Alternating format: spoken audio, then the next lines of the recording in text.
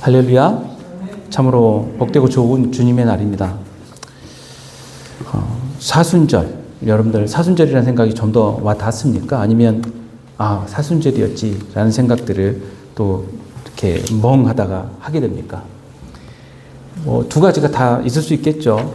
그렇게 지나간 듯 하면서 사순절이구나 라는 생각들을 또 해볼 수 있게 되겠죠. 도움이 되는 것은 지난주에도 말씀드린 것처럼 굶어보는 겁니다. 그래야 조금씩 정신이 듭니다. 내가 사순절 기간을 보내고 있구나. 또 굶다가 도저히 못 견디면 드세요. 내가 시험 당하는구나. 이런 생각들을 또 해볼 수가 있지 않겠습니까? 그래서 뭔가 한 번씩 다른 시도를 해보는 것은 좋은 것입니다.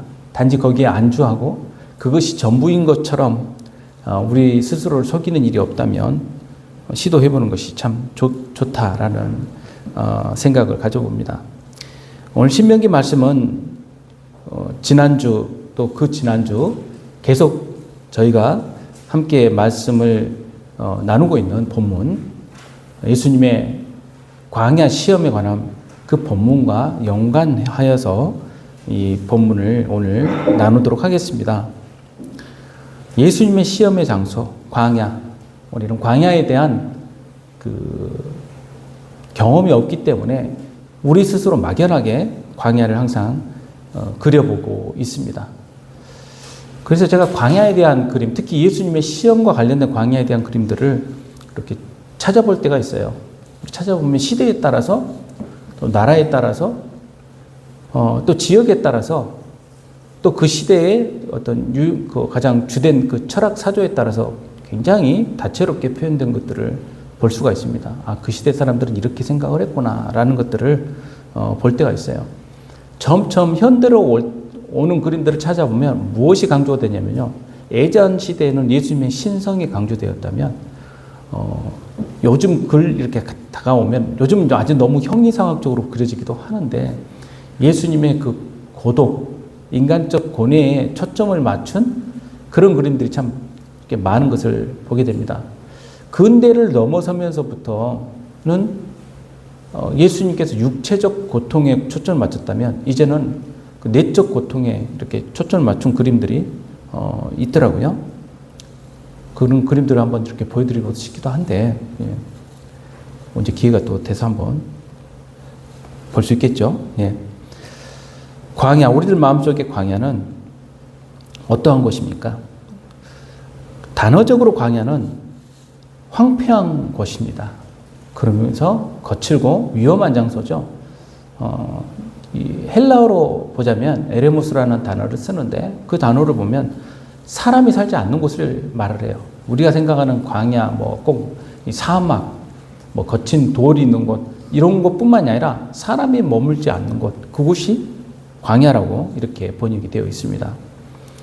즉 광야는 어떤 곳이냐면 거칠고 위험한 곳이기도 하지만 한편으로는 단독으로 하나님을 만나는 곳. 그러니까 그곳에는 어떤 비교 대상이 없어요. 비교 대상이 없다는 것은 한편으로 누군가 없다는 것은 위험하기도 하고 고통스럽기도 하지만 한편으로 보면은 나를 괴롭히는 또 다른 그 환경 자체가 없다는 것이기도 합니다. 그 말이 무슨 뜻이냐면요. 제가 고민해 보건데 비교 대상이 없다는 뜻은 우리를 많이 괴롭히는 것 중에 가장 큰 부분이 없다는 것과도 같다는 생각을 해봅니다. 오늘날 우리를 생각해 봤을 때 우리 고통의 반 이상은 다 뭐냐면 비교에서 오는 것이라는 생각을 해보거든요. 내가 어렵고 힘든 것, 이건 비교 대상이 있기 때문에 그런 거 아니겠어요? 어떤 비교 대상이 있으니까 거기에 비해서 내가 힘든 것 아니겠습니까? 왜 옛날 사람들 보면은 얼굴이 항상 우중충했고 다니는 것보다 동네 가보면 그런 사람들이 미소를 많이 띠고 있고 그런 기억들이 저는 많거든요. 동네 지나갈 때 항상 아줌마들 따뜻하게 웃고 계시고 그러는 기억들이 참 많습니다. 그냥 얼굴이 축축해가지고 어두워가지고 계신 분들 많이 보지를 못했어요. 다 힘들었거든요, 그때. 왜 그랬을까요? 모두가 힘드니까 그 가운데 나오는 해악이랄지 서로가 이야기했던 그 고통에 대한 반전이랄지 이런 것들이 오히려 그들로 하여금 웃음 짓게 하는 것이 아니었나. 또 요즘 이제 참 기억하기 싫지만 그 전쟁으로 고통받고 있는 그 지역들을 일부러 이렇게 뉴스나 영상들을 몰아서 한 번씩 볼 때가 있습니다. 다른 때는 보질 못하는데 사순절 기간에는 더 기도 제목으로 함께 해서 이렇게 보게도 되는데 그들 표정이 그렇게 막 고통스러운 게 아니라 특히 아이들은 표정이 밝아요. 보면 어디서나 아이들은 사실 아이들이죠. 부모님하고 함께만 있으면 아이들은 어디나 든든해하고 또 그들은 그들 나름대로의 재미거리를 찾습니다. 보면요. 근데 그 누군가가 다른 무엇인가를 갖고 있을 때 그 평화는 깨집니다. 모두가 걸어 다니는데 누군가 자전거를 타고 다녀. 그 순간 평화는 깨지는 거예요. 그리고 나는 자전거 타고 다니는데 누군가 오토바이를 타고 다녀. 그 순간 깨지는 겁니다. 나는 겨우 오토바이 마련했는데 누군가는 모닝을 타고 다녀. 그 순간 깨지는 거예요. 나는 겨우 모닝을 마련했는데 누군가가 아반떼를 타고 다녀. 누군가는 좀 더 나은 거예요. 올라가도 비교한 대상과 내가 수평을 이룰 수 없을 때 우리는 항상 고통스러워합니다. 그러나 광야에 가면 그럴 일이 없어요. 비교할 것이 없고 나는 온전히 하나님 앞에 단독자로 서게 됩니다. 그래서 우리는 광야에 나가는 훈련을 해야 돼요. 우리의 마음의 중심을 내가 생각하고 비교하는 대상에서 옮겨서 광야에서 만나야 할 그분께로 우리의 초점을 옮겨보는 것입니다. 그러면 일단 성공한 것입니다. 참 그러기가 쉽지 않죠. 지금 이 순간에도 우리 마음을 괴롭히는 대상들이 있지 않습니까? 내가 누군가가 비교했을 때 가장 불편한 것은 누군가가 예외적인 조항을 적용받고 있을 때예요. 우리가 법을 봤을 때도 그렇잖아요. 누구나 다 그 법에 똑같이 적용을 받으면 참 좋은데 누구는 예외예요. 그 정도 되면 누구는 꼼짝없이 깜빵에 가야 되는데 누구는 버젓하게 걸어서 나옵니다. 속에서 열불이 나서 잠을 이룰 수가 없죠. 왜 저 사람들은 저럴 수가 있지?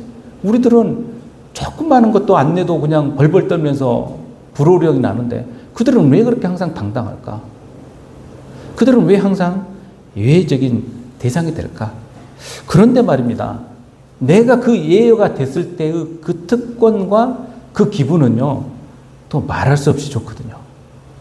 그리고 나는 그게 공정하다고 생각돼요. 나는 이럴 수 있지. 그 공정에서 그런 그 기준에서 제외됐을 때 불편하게 되는 겁니다. 이번에 제가 그 학생들 인솔에서 저 배우는 그 분들 인솔에서 그 밖에 나갔을 때 국경을 넘는데요. 저는 이제 그 지역의 관습과 문화를 잘 알기 때문에 그런 불편함이 이제 없는데 줄을 분명히 우리는 서고 이제 막 국경 심사를 하고 있는데 갑자기 1단의 그 그룹이 우리를 앞지르기를 해가지고 앞으로 가는 거예요. 그래서 사람들 왜 저 사람들 왜 저러지? 그러면서 붙잡아서 이제 줄을 서라 이제 이야기를 하니까 이분들이 하는 말이 갑자기 끌고 가는 사람이 누구였냐면 국경 경찰인데 내 친구들이야 하고 데리고 가는 거예요. 이해가 되십니까? 아니 자기 친구면 친구지 줄을 서 있는데 왜 거기서 앞질르기를 해서 데리고 가요? 막 불만이 터지는 거예요. 우리 그룹들은 이런 미개한 나라가 다 있냐 줄도 안 지키고. 그래서 제가 웃으면서 그랬어요. 여러분 두고 보십시오. 이게 이 사람들에게는 당연한 기준이에요. 거기는 아랍 사람 누구도 불평을 제기를 하진 않아요. 친구와 함께 거기 다 끄덕끄덕하고 앞으로 가래요. 그 사람들은. 근데 우리는 뭐 이딴 것이 다 있냐고 이제 막 다들 이제 부들부들 하죠. 여러분 기다려 보십시오. 우리도 경험하게 됩니다. 그 다음날 좀 넘어가니까 아침에 일찍 우리가 역사적 유적지들을 쭉 가야 되는데 눈이 막 산간지역에 오니까 그 아랍 동네에 이 사람들이 다 아침 일찍 문을 안 여는 거예요. 관공서고 뭐고 다 10시 넘어서 다니는 거예요. 일찍이 출발해야 일정이 다 되는데 이건 이제 다 깨지게 생겼어요. 그때 우리 버스 기사가 하는 말이 그 가운데 먼저 저 북쪽으로 올라가는 그 지역에 그 지역 자기가 그 지역 출신인데 거기 자기 사촌들이 거기 다 있으니까 자기가 전화를 해보겠대요. 그래가지고 전화해서 11시나 돼야 문을 열어줘야 될 사람들이 8시 반에 와서 문을 열어준 거예요. 그러니까 우리는 친척, 친구의 특권을 또 받은 거 아니에요. 그러니까 사람들이 막 좋다고 또 박수를 쳐요. 제가 뒤에 뭐라고 했겠습니까? 여러분 엊그제 생각 안 나세요? 우리는 우리가 예외적일 때는 기쁘고 즐거운 일이지만 다른 사람이 예외적인 조항이 되었을 때는 우리는 뭔가 불편해지지 않습니까? 우리는 우리가 마땅히 예외가 되는 그 자리에 서 있을 때 우리는 거기에 대해서 한 번도 생각해 본 적이 없지 않습니까? 세상 삶이 그렇습니다. 우리는 항상 우리는 예외가 되기를 원해요. 그런데 하나님께서 그러한 불평등한 구조 가운데 우리를 향하여 그래 너희는 예외다 라고 하신 사건이 십자가 사건인 것이죠. 너희도 예외야. 마땅히 너희들은 이런 일로 인해서 징벌을 받아야 되는데 너희는 예외다. 이렇게 해주시는 사건이 십자가 사건인 것입니다. 예수님께서는 그럼에도 불구하고 본인의 특권을 스스로를 위해서 사용하신 적이 없어요. 그 대표적인 장소가 바로 이 광야를 할 수 있겠습니다. 예수님께서는 광야에서 어떠한 특권도 어떠한 꼼수도 행하지 않으시고 스스로를 온전하게 노출시키셔서 바로 이 사단에게 시험을 받으셨습니다. 예수님께서 지난주에 저희는 첫 번째 시험, 바로 굶주림에 대한 시험, 그리고 떡의 시험을 받으셨다라는 부분을 살펴보았고요. 그리고 이 떡에 대한 시험은 예수님께서 직접 스스로의 권능과 특권을 활용하셔서 해결하도록 하는 그 유혹 앞에서 오직 하나님만 신뢰하고 순종하는 그 말씀으로 이기신 바로 그 승리라는 점을 우리가 함께 살펴보았습니다. 첫 번째 시험은 하나님의 아들로서 가지고 있는 능력을 오용하도록 자신을 위해 쓰도록 그렇게 시험하는 일이었습니다. 우리 또한 그렇지 않습니까? 하나님, 나는 좀 이번에 봐주시면 안 됩니까? 나를 위해서 그 능력을 좀 부어주시면 안 됩니까? 라는 기도를 우리는 수없이 되뇌이지 않습니까? 그러한 시험 가운데 하나님께서 내게 맡기라고 그렇게 부탁하시는 그 말씀 가운데 우리는 순종하는 그 순종의 태도로 승리하도록 하신 사건이 바로 이 첫 번째 사건이라 할 수 있겠습니다. 저 또한 그런 시험 많이 받을 때가 있어요. 하나님, 저 하나님 일하는 사람인데 조금 봐주면 안 됩니까? 좀 다르게 좀 해주시면 안 됩니까? 라는 기도를 할 때가 참으로 부끄럽게도 많습니다. 두 번째 시험과 세 번째 시험은 마태복음과 누가복음의 순서가 조금 달라요. 어떤 건 두 번째, 어떤 건 세 번째, 어떤 건 두 번째, 어떤 건 세 번째가 앞으로 오기도 하고 그렇습니다. 그래서 성경을 보면 이것은 시간적 배열이 아니라는 것을 우리가 알 수가 있어요. 주제적 배열이라 할 수 있겠습니다. 누가복음에서는 마귀가 예수님을 이끌고 높은 곳으로 가서 순식간에 천하 만국을 보이면서 이 모든 권위와 영광을 내가 내게 주리라. 이것은 내게 넘겨준 것이므로 내가 원하는 자에게 주노라. 그러므로 내가 만일 내게 절하면 다 내 것이 되리라 라는 시험을 하게 됩니다. 마태복음에서는 지극히 높은 산으로 예수님을 이끌고 가서 천하 만국과 영광을 역시 보여주면서 만일 내게 엎드려 경배하면 이 모든 것을 내게 주리라 라고 하는 장면이 나옵니다.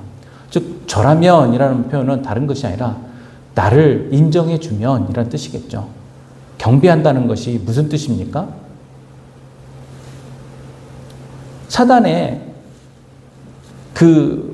사단이 내미는 것을 받아들면 그 뜻입니다. 그것이 무엇이냐면 천하 만국에 있는 특권과 영광이에요. 그 특권은 무엇입니까? 나만 인정받는 것이죠. 누구나 금 한 덩이씩 갖고 있다면 그건 특권이 아니죠. 다른 사람은 없는데 나만 갖고 있는 것이 특권 아니겠습니까? 우리는 여전히 그런 특권의식을 요구를 합니다. 내 가정에 그 특권이 있었으면 좋겠고 내 자식에게 그 특권이 있었으면 좋겠어요. 남들은 다 꼬랑지여도 내 자식은 머리였으면 좋겠어요. 우리는 그런 기도를 참 많이 하죠.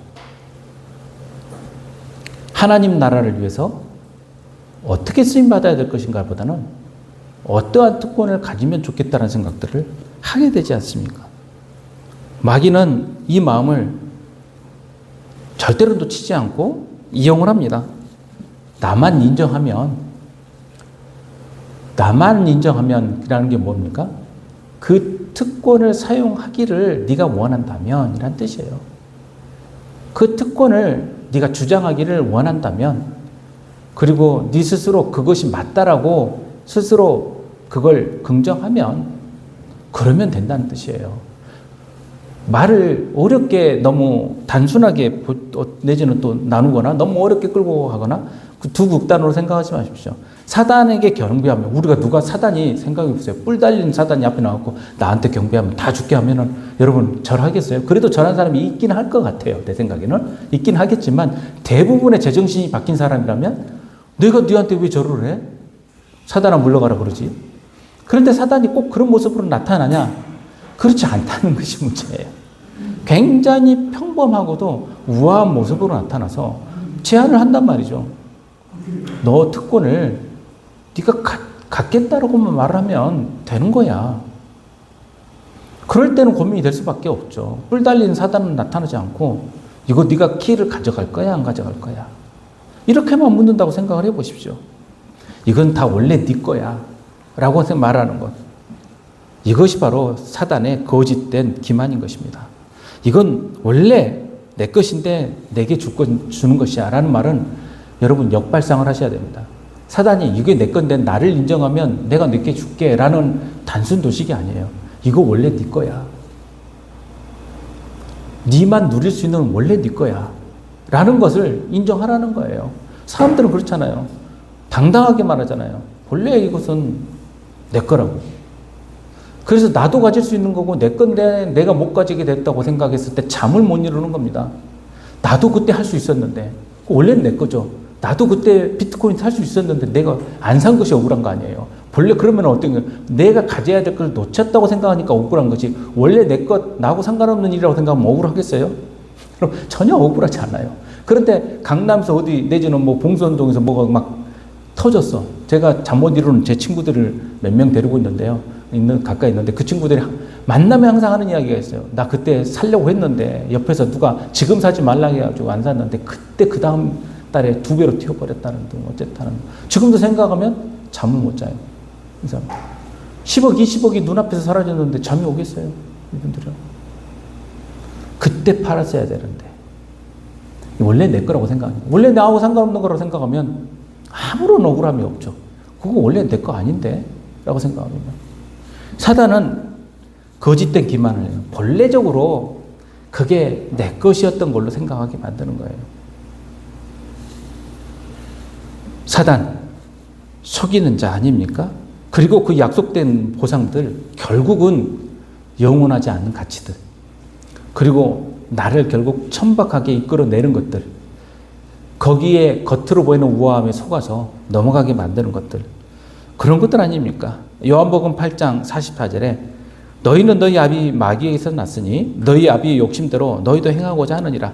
그는 처음부터 살인한 자요, 진리가 그 속에 없으므로 진리에 서지 못하고 거짓을 말할 때마다 제 것으로 말하나니 이는 그가 거짓말쟁이요 거짓의 아비가 되었습니다. 우리 안에 그런 거짓된 속임의 음성이 끊임없이 우리를 향하여 속삭이는 것입니다. 그는 유혹자입니다. 하나님께 순종하지 않는 데 대한 보상으로 이런 것들이 있다라고 우리에게 제안하는 것이죠. 하나님께 순종하는 건 무엇입니까? 본래적으로 내가 가져야 할 것이 없고 모든 것이 하나님의 은혜인 것을 고백하는 것 아니겠습니까? 이것 또한 하나님의 은혜이고 저것 또한 하나님의 은혜이고 다 하나님의 은혜라고 생각했을 때 우리의 마음은 어떻게 되겠습니까? 풍족해지지 않겠습니까? 내 것이 아니니 나누어줘도 전혀 아까울 것이 없고 그게 본래적으로 그렇게 흘러가야 될 것이라고 생각되지 않겠습니까? 여러분, 내게 있는 것을 한번 쓸 것을 한번 나눠보세요. 남는 것이 있는지. 항상 부족해요. 쓸 것을 생각해보면. 근데 본래적으로 그런 것은 써야 될 것이 아니라는 생각을 하게 되면 항상 남습니다. 야고보서 1장 16절, 17절에 뭐라고 말씀하십니까? 내 사랑하는 형제들아 속지 말라라고 말씀하지 않아요? 각양 좋은 은사와 온전한 선물이 다 위로부터 빛들의 아버지께로서 내려오나니 그는 변함도 없으시고 회전하는 그림자도 없으시니라. 각양 좋은 것들 어디에서 옵니까? 이 땅에 있지 않냐고 하늘로부터 온다는 거예요.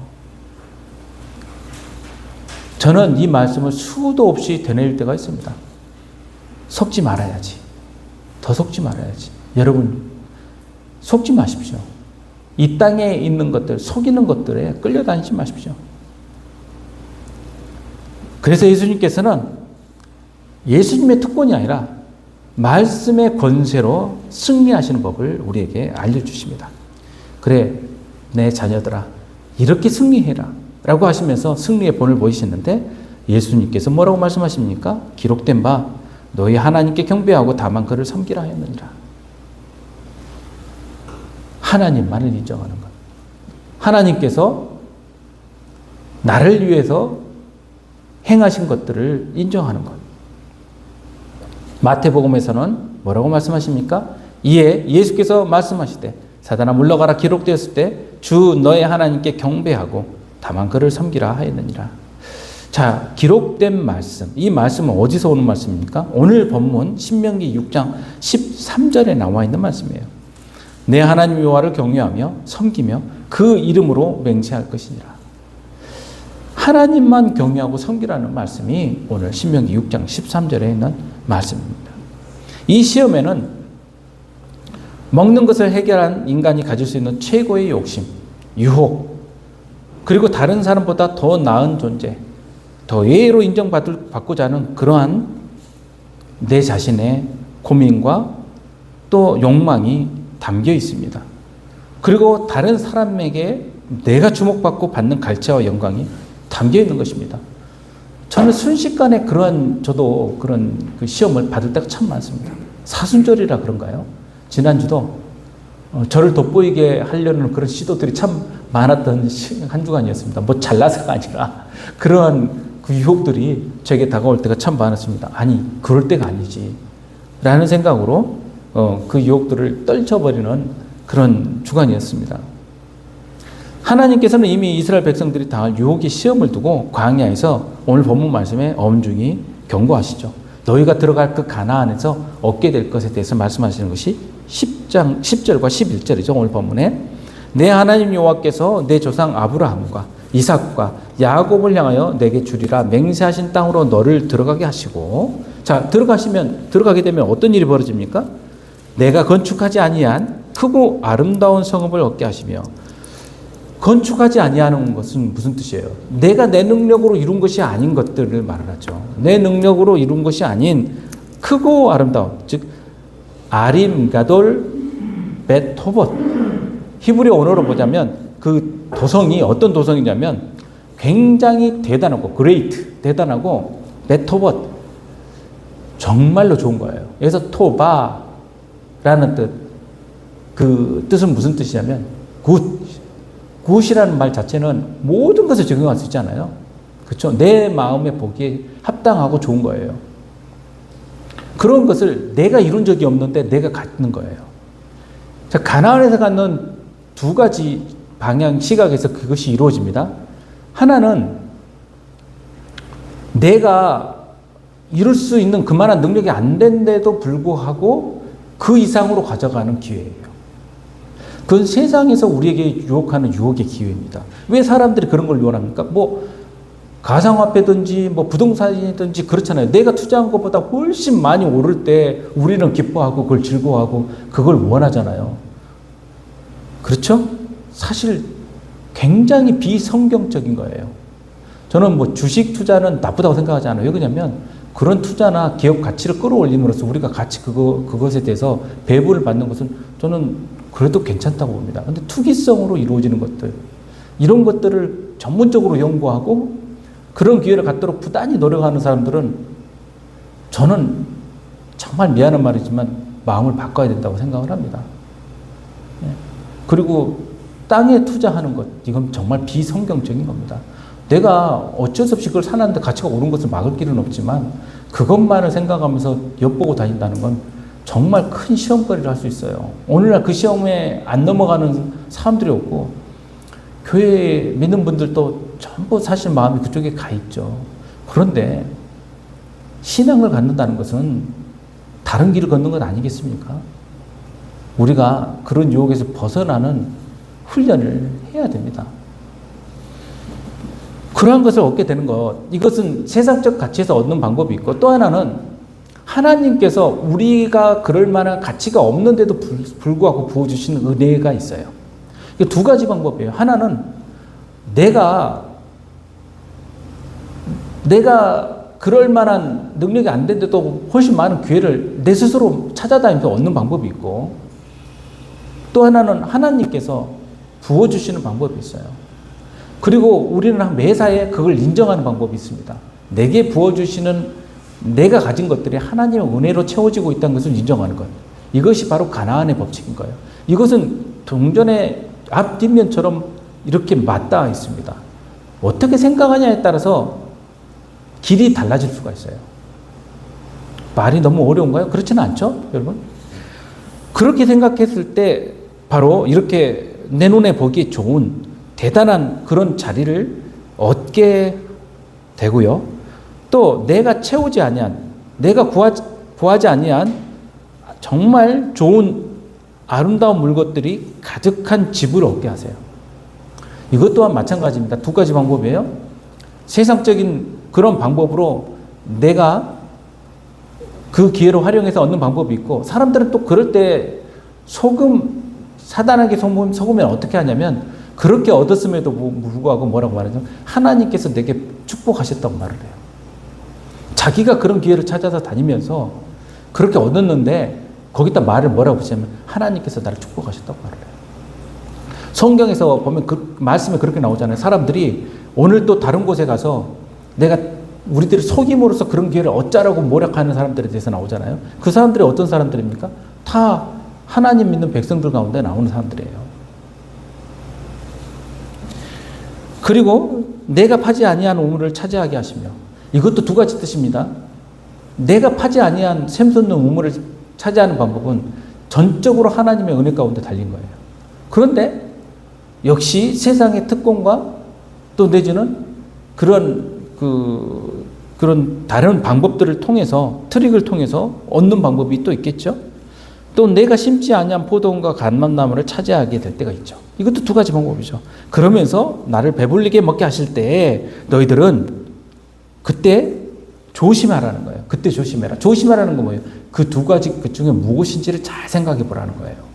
네가 조심해서 너를 애굽 땅 종되었던 집에서 인도하여 내신 여호와를 잊지 말라라는 말씀은, 자, 네가 이렇게 누리고 있는 것이 어떠한 방법 가운데 얻는 것인가를 잘 구별하고 잘 인정하여서 네가 애굽 종되었을 때 썼던 방법을 쓰지 말고 하나님께서 주신 방법을, 그 은혜를 찾으라는 거예요.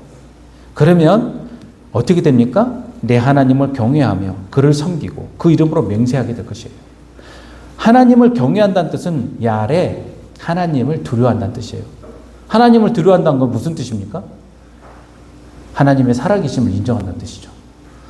이게 정말 중요한 원칙입니다. 대원칙은 뭐냐면요, 뭐 어쩔 때 내가 방법과 내 마음이 반듯하게 가냐면요, 하나님이 살아계시고 내가 하는 모든 판단과 선택을 보고 계신다는 것 앞에 놓여 있을 때 우리는 내 마음이 바른 길을 선택하게 돼요.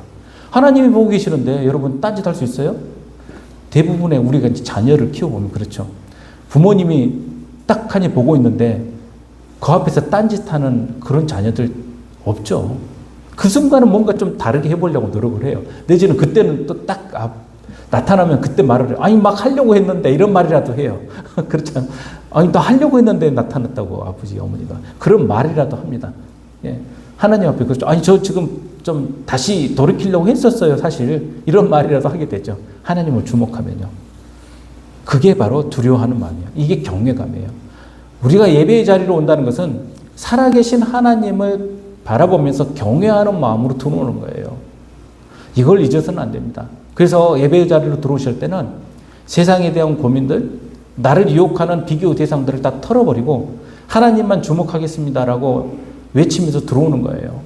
그렇게 되었을 때 말씀이 내 안에서 엄청나게 역사를 하세요.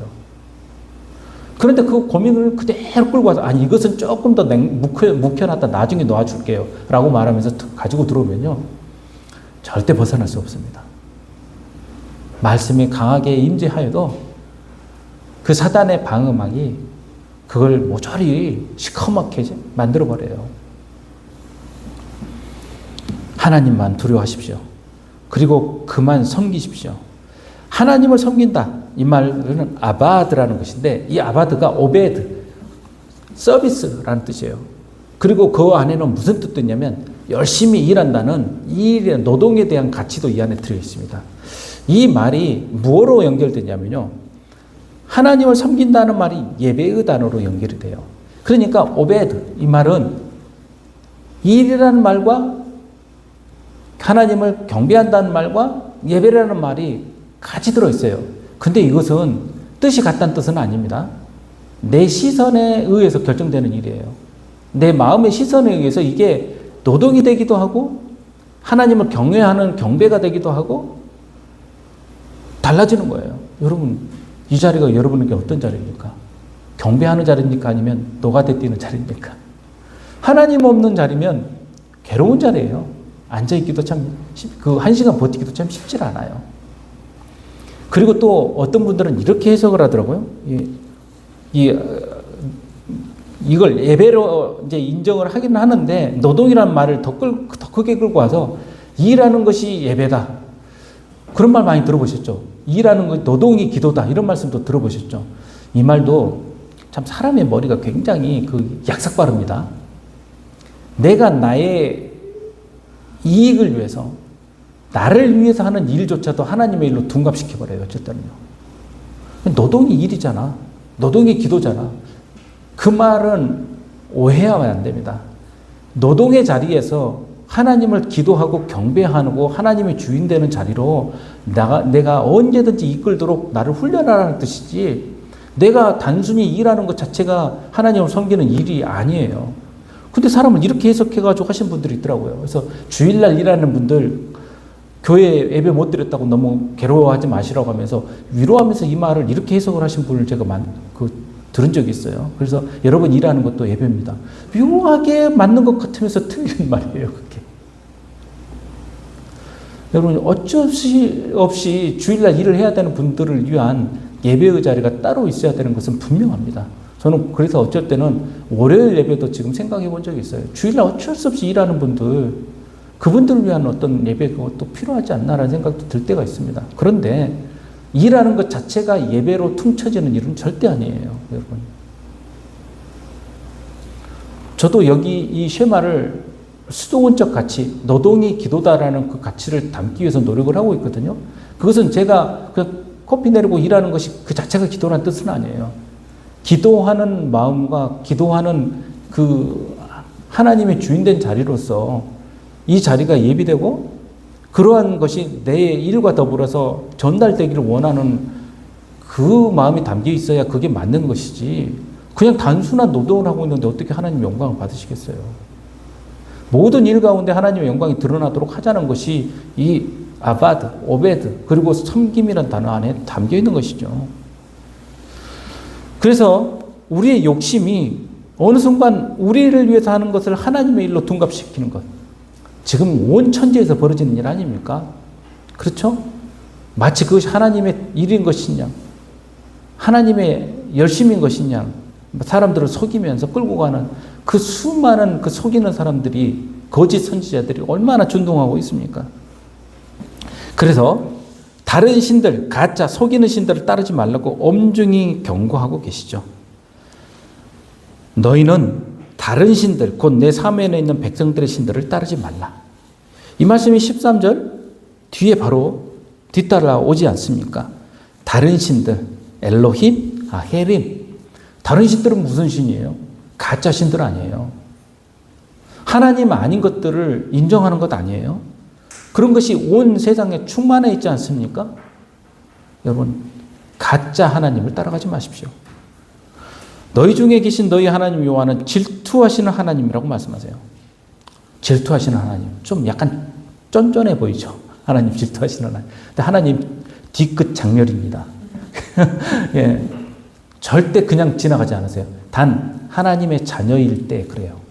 하나님과 상관없는 사람들은 무슨 일 하시든, 그들이 어떻게 뒹굴든 하나님 관여치 않습니다. 그들이 이 땅에서 복을 받는 것처럼 보이는 것은 하나님께서 내버려 두시기 때문에 그래요. 그래, 너희들 이제서 배 터져 죽을 때까지 알아서 불러라. 그러나 내 자녀는 그렇게 가지 못한다.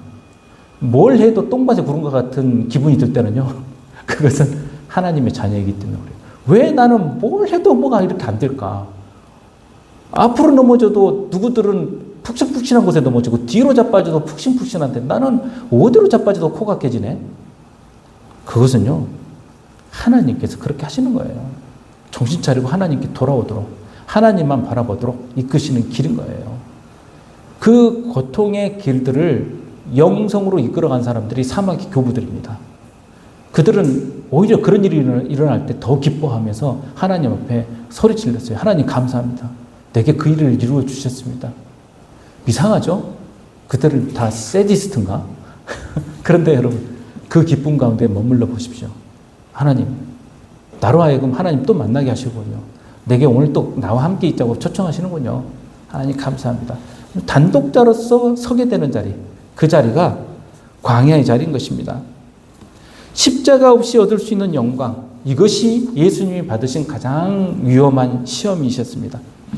예수님께 너 나만 섬기고 나를 경외해. 그러면 내가 이루어 줄 거야. 이 말이 이제 무슨 뜻입니까? 그렇게 되면 십자가가 왜 필요해요? 십자가 없이 예수님은 메시아로 모든 사람에게 떠받들려 줄 것인데 예수님이 굳이 거기에 나갈 필요가 없는 거죠. 십자가 없는 영광. 우리들에게도 굉장히 시험거리 아닙니까? 순전하게 열리는 길. 여러분, 순전하게 열리는 길이 어디가 있어요? 그것은 유혹입니다. 기도에서 어떤 기도 제목을 놓고 여러분 기도할 때 이걸 꼭 기억하십시오. 기도가 이루어지지 않았다고 해서 하나님의 뜻이 아닌 것이 아닙니다. 하나님의 때가 있는 거예요. 기도에서 순전하게 열렸다 그러면 기도 응답이 아닐 때가 있습니다. 그게 또 다른 시험일 때가 있어요. 이것을 우리는 꼭 기억을 해야 됩니다. 그래서 우리 마음을 예민하게 하나님께로 이끌고 가고 고통스럽게 우리는 되뇌이면서 하나님께 질문해야 됩니다. 하나님 이 일이 맞는 겁니까? 우리는 그러한 고민을 하기를 싫어해요. 그래서 누군가 대신 답변해 주기를 원하고 누군가 대신 결정해 주기를 원합니다. 차라리 몸이 힘드는 것이 더 낫거든요. 끊임없이 묻고 고민하고 하나님 앞에 서는 것. 이것이 바로 광야에서 예수님께서 우리에게 보여주신 승리의 방법이세요. 그리고 예수님께서 하나님 말씀으로 승리하지 않습니까? 여러분, 더 이상 이제 부러운 시선을 세상 가운데로 보내지 마십시오. 이제 광야로 나아가십시오. 비교의 대상을 다 사단에게 던져버리십시오. 나만 홀로 십자가 앞에 서십시오. 그리고 하나님께서 내게 묻는 질문 앞에 여러분 하나님의 말씀으로 응답하시기 바랍니다. 그렇게 함으로써 어떤 유혹에도 넘어지지 않고 승리하시는 저와 여러분 되시기를 주님의 이름으로 축복합니다. 함께 기도하겠습니다.